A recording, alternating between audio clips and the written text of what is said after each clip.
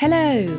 Welcome to Creative Catchup, a podcast where myself, Natasha Newton, artist and illustrator, and me, Mel Chadwick, illustrator and designer, will be chatting about running a creative business. Each episode we'll be diving into a different topic that has come up in our own creative practice. We'll be sharing our experiences, both the ups and downs, struggles and successes, and hopefully give some advice that you'll also find useful.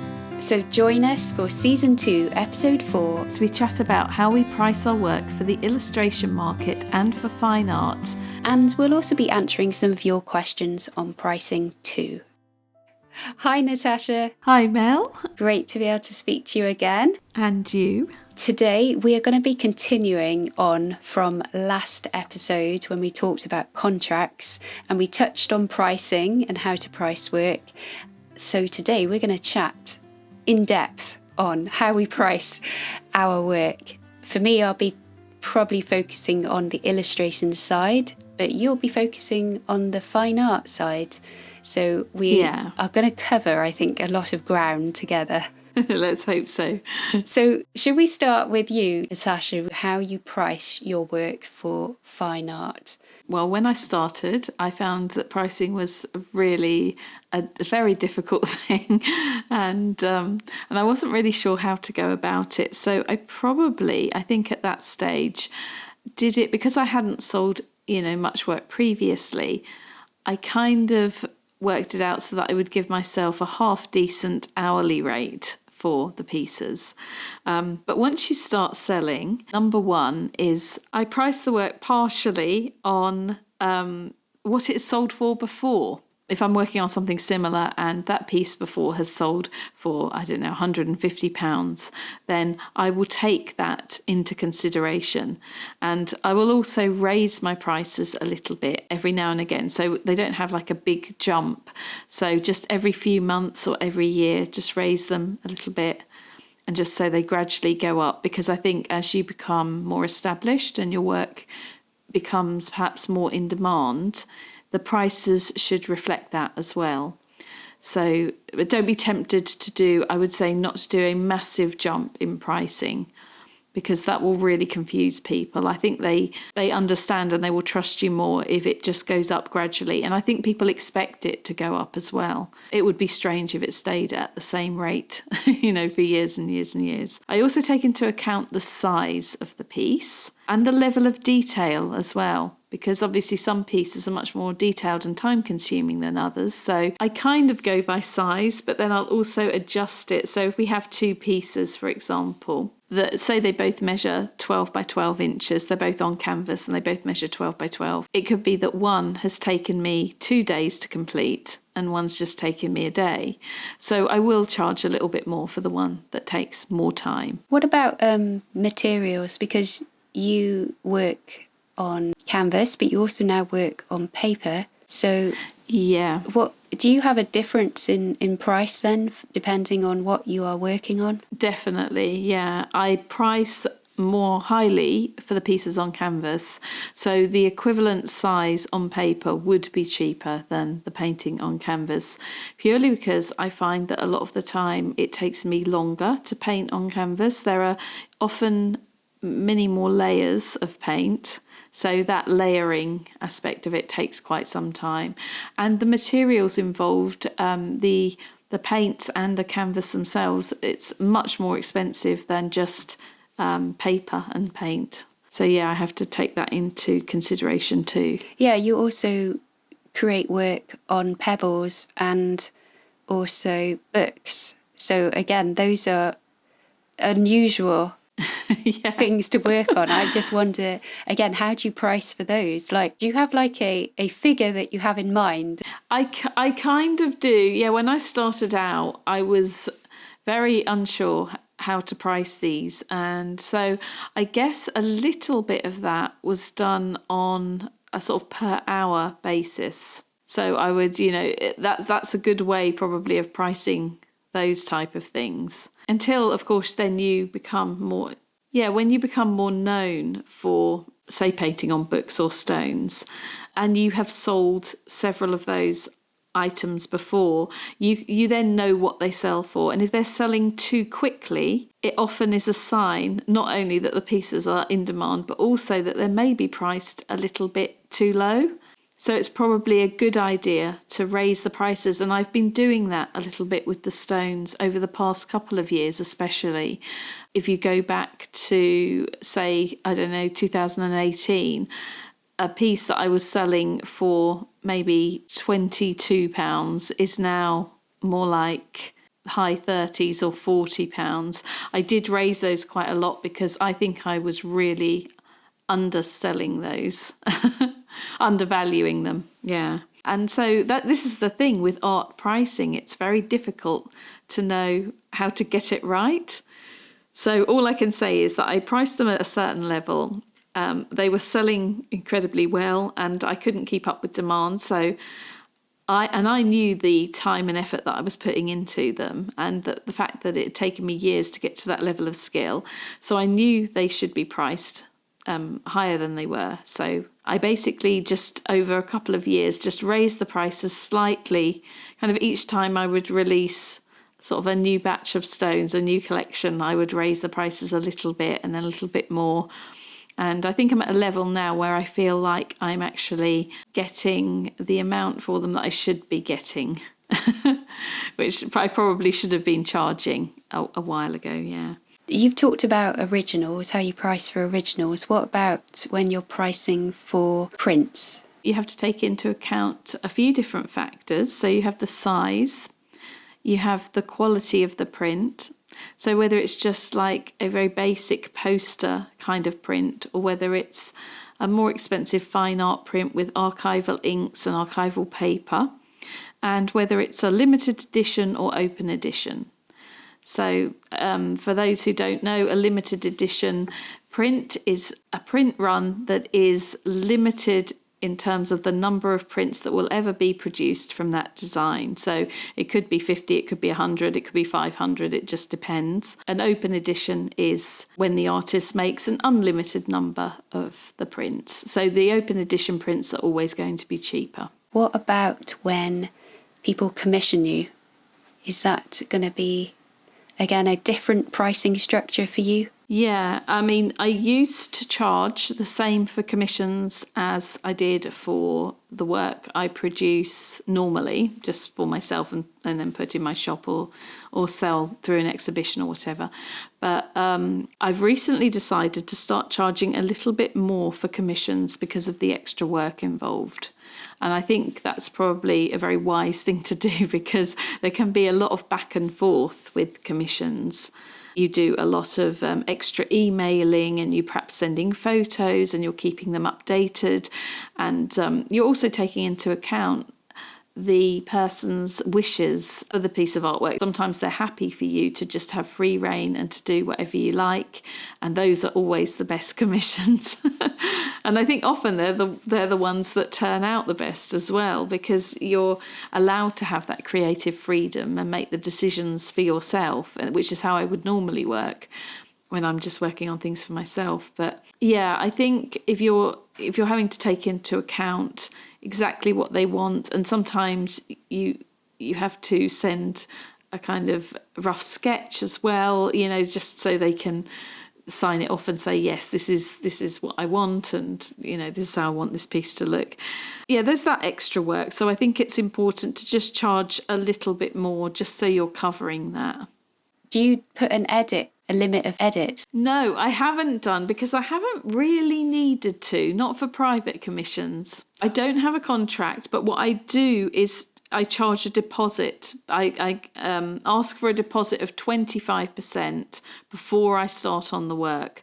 So that means that the people can't back out halfway. We're working on the commission, you haven't taken any money for it, and they suddenly change their mind and don't want it. Then, it really would. I guess you could sell the work as long as it wasn't a really personal piece. You could sell the work anyway. But it's always best to take a deposit, I think. And I settled on 25% because that seemed quite fair before I start the work. And then I ask for the remainder of the payment once the painting is complete, and I've sent them a couple of photos and they've seen it and they're happy with it. And yeah, and that seems to work for me.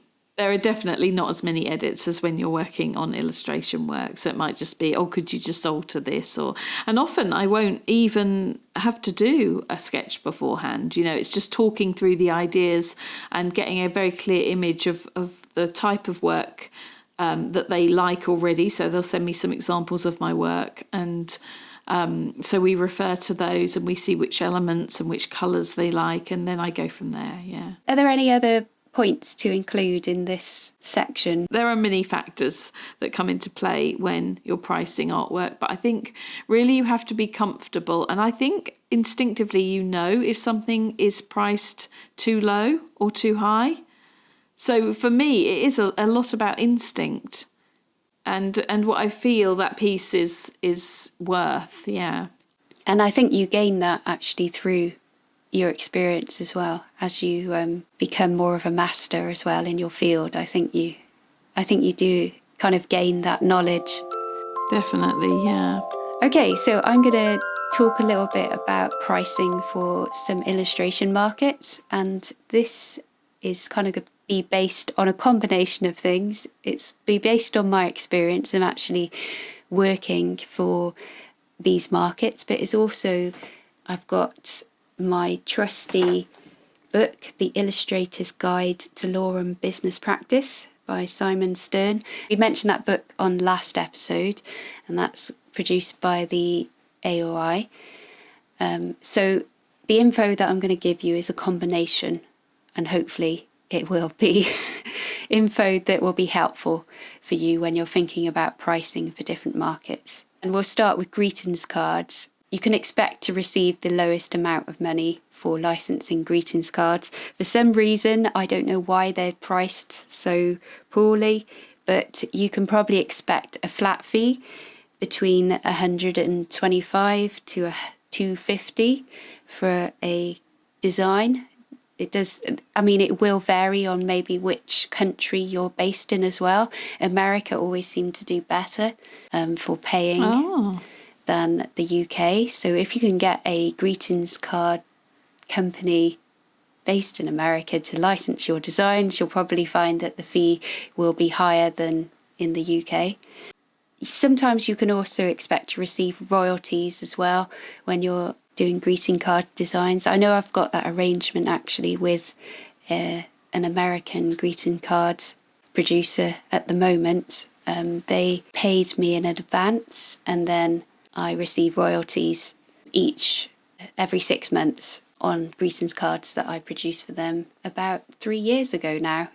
Oh, that's brilliant. So you get paid twice in a way, don't you? If you had an advance and then the royalties as well. This is brilliant. So if the cards did reach the advanced fee, sometimes that doesn't happen, but if it does, then you can then expect to receive royalties afterwards.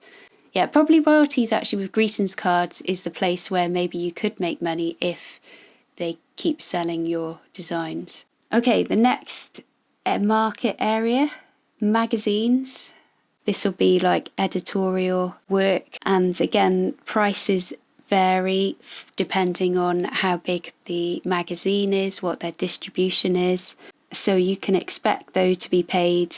Covers can come in and vary from 400 up to 1,000. Inside illustrations, less than full page. These could probably be spots as well. They can go from 120 up to 500. These prices seem very good, can I say? I've never been paid this much.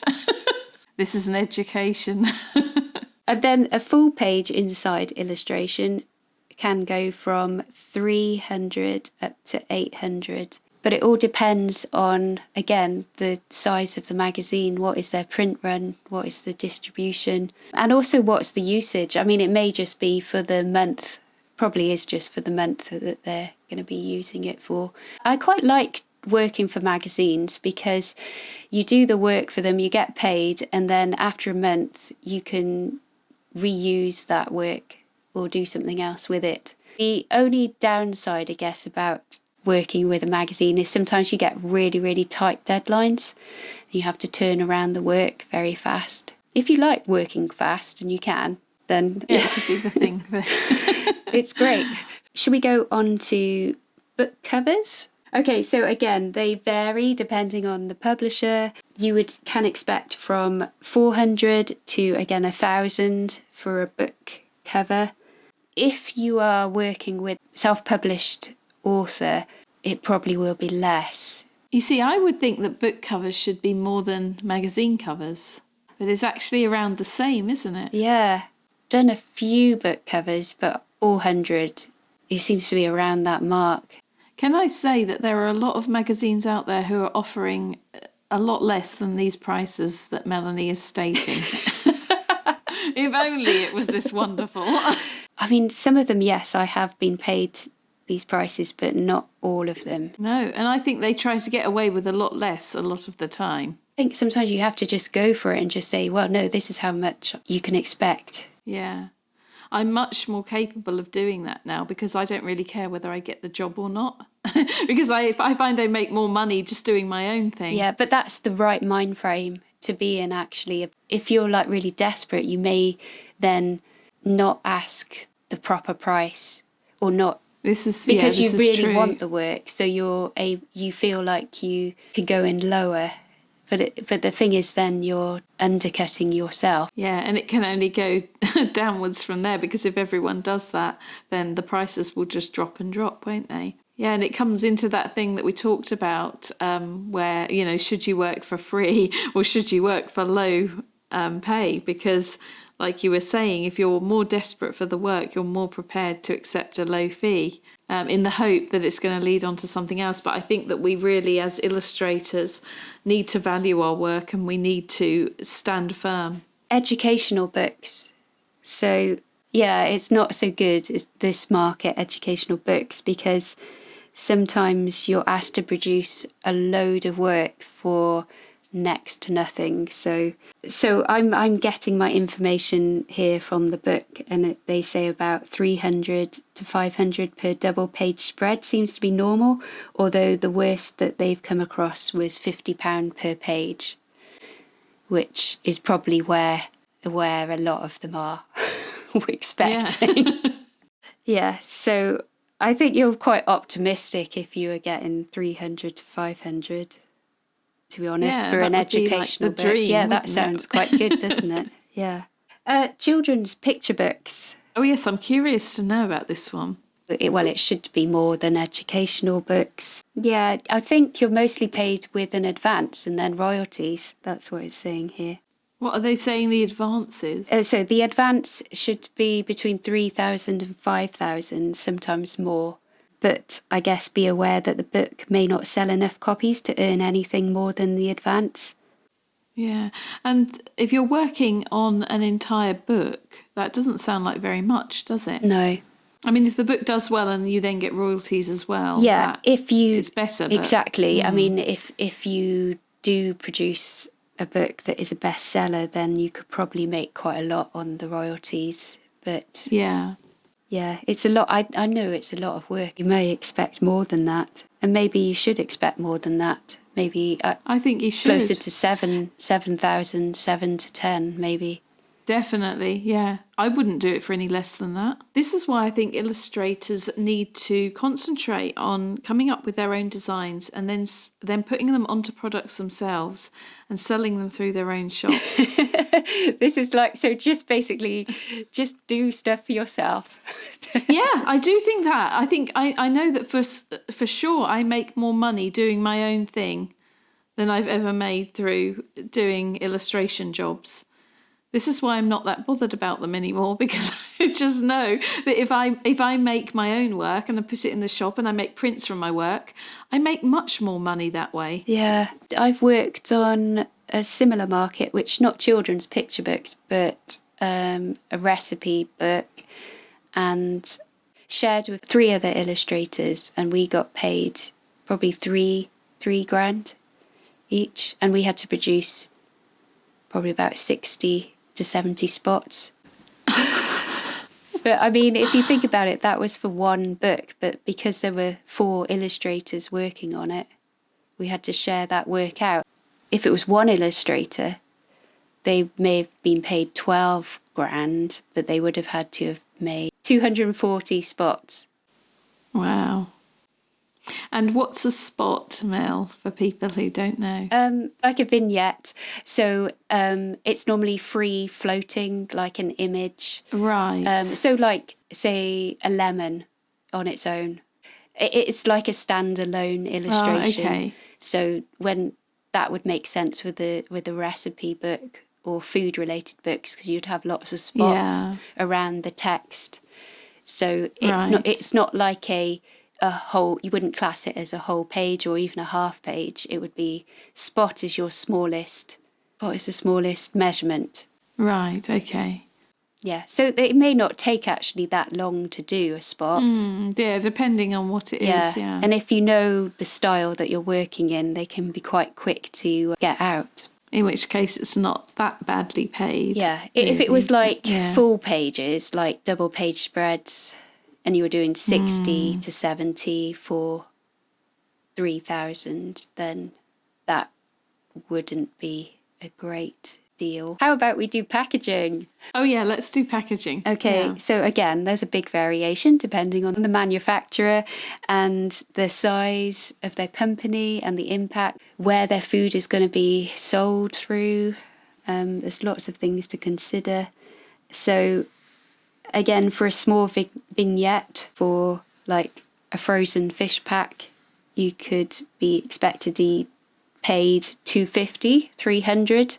And then you could have maybe a wrap for tea packaging, like a full colour wrap around tea. Then you should be expecting to be paid maybe 800 to 1,000. Something more complicated, like an Easter egg, maybe 1,500. Yeah, with packaging as well, I find that, again, it all depends on the copyright as well, because some clients will expect to have full copyright. Yes, and so they should be paying more highly for that. They should be. There's also brochures and other below-the-line publicity. Lots of bargaining in this area and negotiating. Which is always such fun. Yeah. I love nothing more. So we've got typical brochure cover fees would be 400 to 1,200. That's a big range, that. Yeah, can't they narrow it down? No, this is like, that's massive. Inside illustrations can range from, again, 250 to 1,000. So again, that's a big range as well. But in general, it's maybe a bit better paid than magazine work. It can be hard actually to work out your prices, because it all depends on the client that you're working for and how big they are and who they are. And you do have to negotiate at times as well. I know I've had to negotiate. Yeah, don't necessarily just accept the first figure they give you. Okay, another thing as well for reuse fees. So there's a little bit in the book about that, and I've also had to give people reuse fees. And if, say, someone wanted to use, like I did a map and they're using it in their brochure, so I'd give them a fee for that and say like it was for 3 years, and then that 3 years is up, and then like, oh, I want to use that map again for another 3 years. Then I may then give them a discount, so 75% or 50%. So you will probably be asked about reuse fees, and you'll have to think about how you negotiate that yourselves. Yeah, in the book it kind of says that there's no generally accepted practice on it. So some people might just do the whole amount, and just know it costs this amount, and to relicense it, it will cost the same again. Yeah, that's been my experience in certain jobs I've done, yeah. If you want the highest amount, though, the highest fee, if you want to go for the big figures, then get into advertising, because that is where you're going to make some money. Oh. Go for billboards, posters. Oh, wow. Then you can look at probably thousands. So if it's on a site, then maybe, 4K, 5K, a national campaign. But yeah, advertising is probably where you will make more money. This is really interesting and very helpful for people as well, I think. Because I think most of us have no clue what we should be charging or what we should be getting. And so it's good to have some kind of guideline. But I think like a little bit of common sense and using your instinct as well. And if something feels wrong, if it feels like you're being paid too low, then, you need to negotiate or just not do it. Yeah, yeah. And I think that's the best frame of mind sometimes to be in, is that are you willing just to say no? Because that will probably mean that you are in a better position because you will charge a reasonable rate. You need to value yourself. And I think if you do, that clients actually do respect that. And sometimes I don't know whether I've said this in a previous podcast, but it's something I've been thinking about recently. It can sometimes look, if you follow other illustrators online and you see all the different jobs they're taking on and the different things they're doing, it can look like they're incredibly busy and they have these amazing careers, but you don't know that they're not taking on that work for a very low fee. And this is why they're getting all of that work. And some of the people who look like they're doing less are actually the ones who are like, no, I'm not going to work for that amount of money. So they just don't take on the job.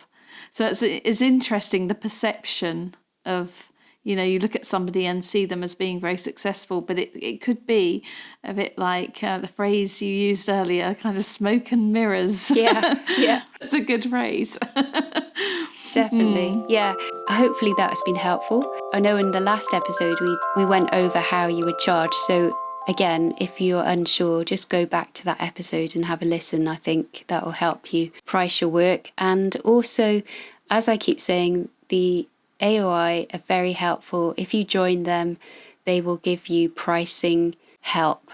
And there are resources on their website. But also, if you come up with a job and you just need to be able to calculate a fee, there is a fee calculator on their site, so you can put in the details and it will give you a suggested fee, especially if you're starting out and you're not used to the market. I find it a lot easier to price for something that I've done a lot of times because I kind of know what the going rate would be. But say like I need to price for a market I'm unfamiliar with, then I would definitely look to find out what is the going rate. And I think AOI would be good.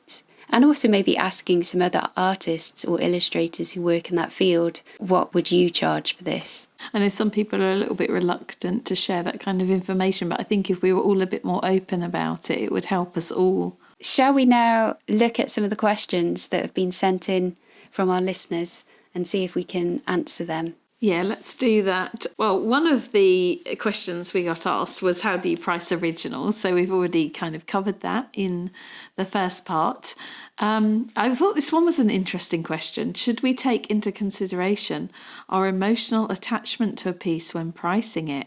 Now, I kind of think that we should. I know there have been some pieces that I'm more attached to, and I have price them a little bit, not massively, but a little bit higher, because I've been very attached to them and I'm like, I'm not going to let this piece go for any less than X amount. So I have actually done this because occasionally you will paint something, create something that you feel is, I don't know, in some way special. And so, yeah, I would say that you possibly should, because you will know the price you are comfortable with, to let that piece go off to its new home. What do you think, Mel? Well, I was going to ask the question, should you be selling it?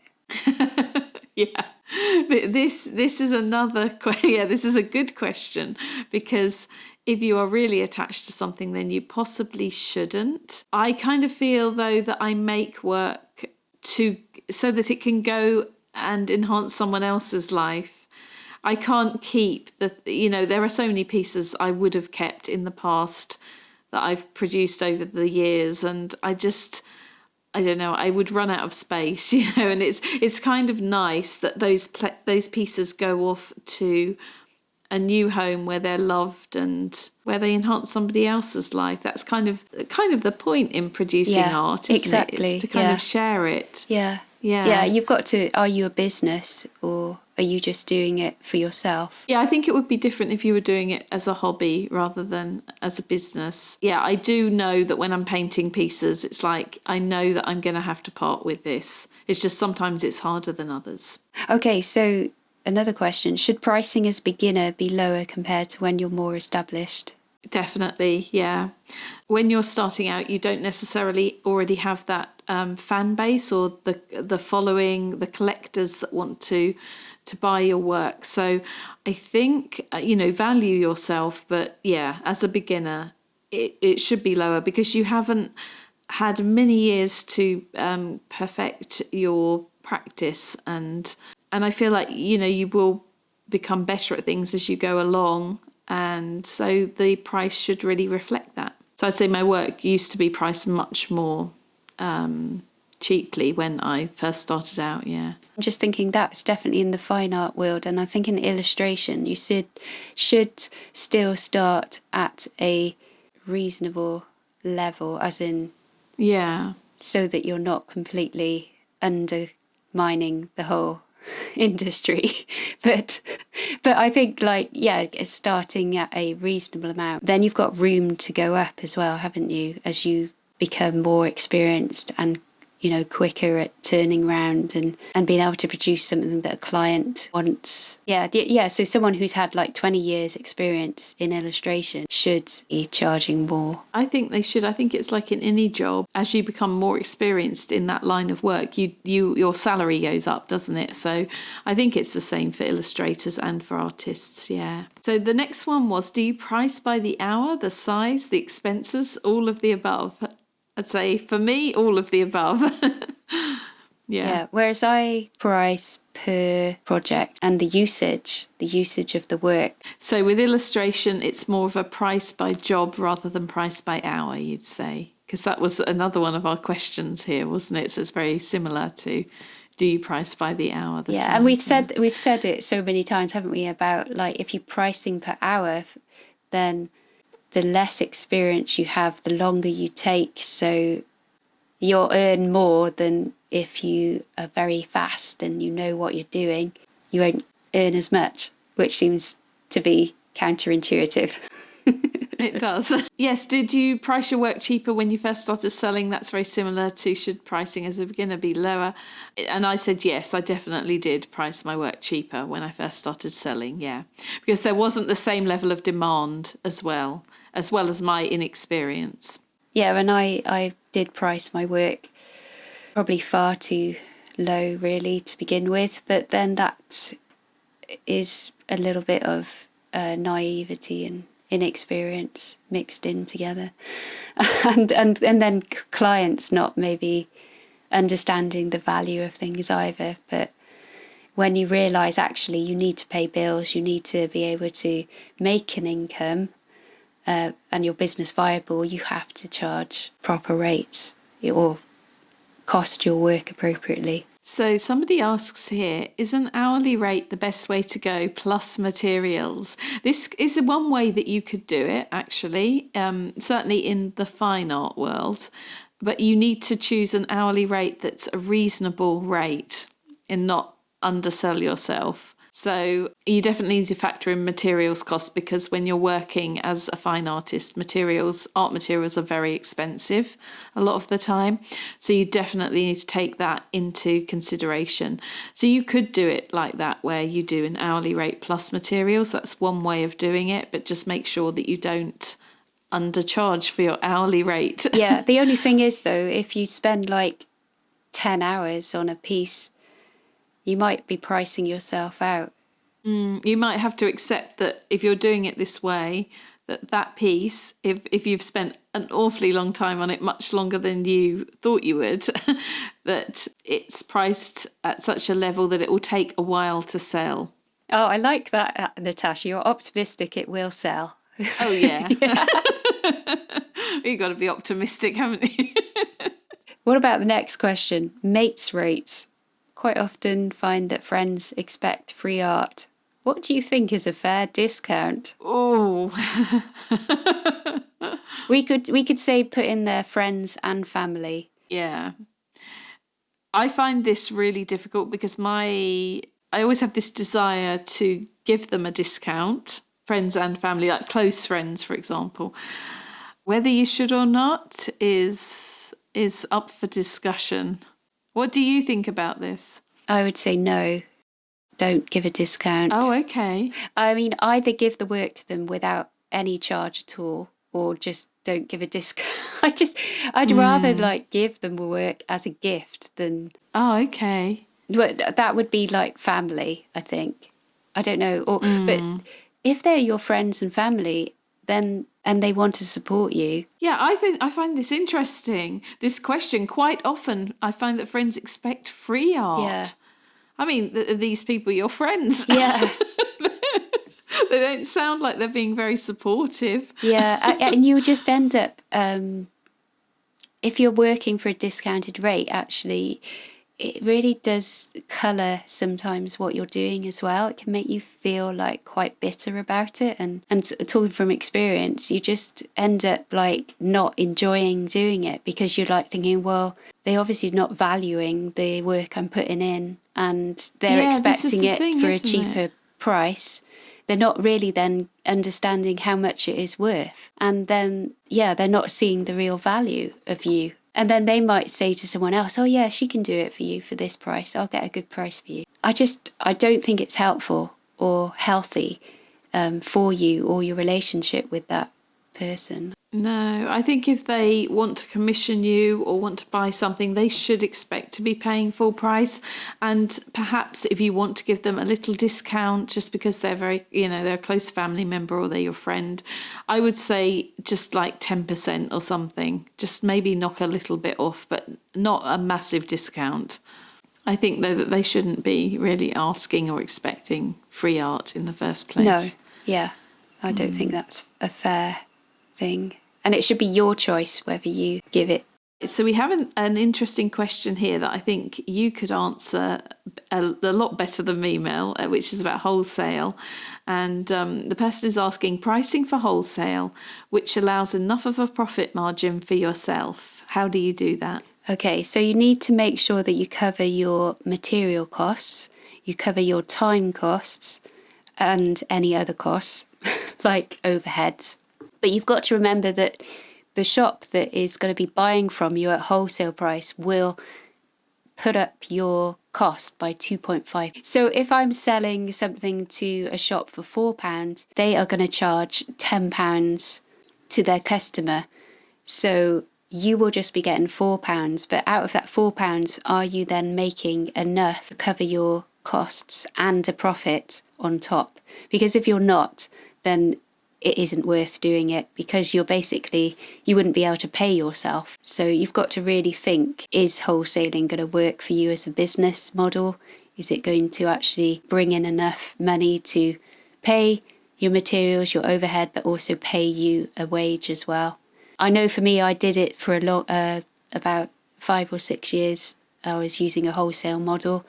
And to be honest, it was more time and less. I was hardly making anything on my products because of the amount of effort it was taking, and because I guess the final RRP price to some people was still too expensive. It just ended up meaning though I wasn't able to make enough to pay bills. Yeah, I'm wondering why, for example, the shop has to put such a high price on the item, because you're the one who has made the item, you're the one who's had to pay for the materials that the item is made from. And it seems to me the shop is unfairly, that they're earning more money from it than you are. Yeah, but then they'll say that they've got to actually pay their bills, their overheads.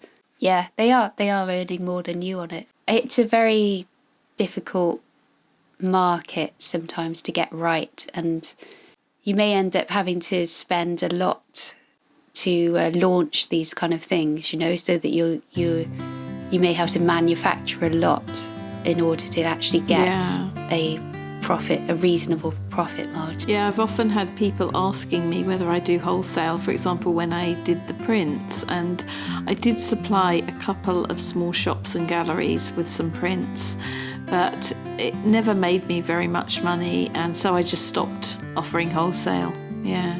We've answered all the questions. I think I could have done with something like this when I first started. Yeah, me too. Okay, thanks so much, guys, for listening today. We have covered a lot of ground, I think. Hopefully you can find some things that are of benefit to you, whether it's pricing for fine art or pricing for illustration. Make sure you check out the resources that we mentioned as well. And come and find us over on Instagram or YouTube. You can find us by just popping in creative_catchup. And we'd love to hear your comments or feedback on what we've talked about today. Okay, so hope you're all well, guys, and we will speak to you again very soon.